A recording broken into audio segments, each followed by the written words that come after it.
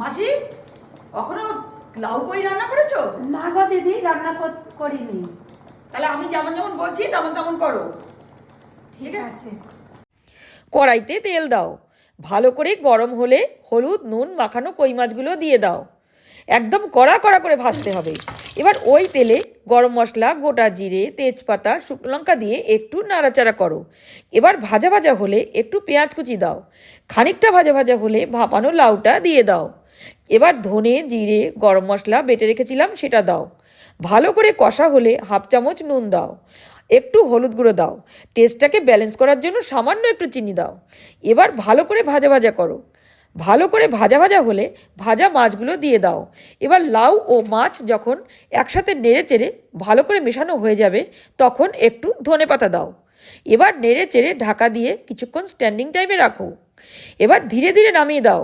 দেখো সাবধানে করো যেন মাছগুলো ভেঙে না যায়। এই রান্নাটা গরম ভাতে দারুণ জমে যাবে। দেখবে ভাত খেতে আর কোনো পয়াদই লাগছে না।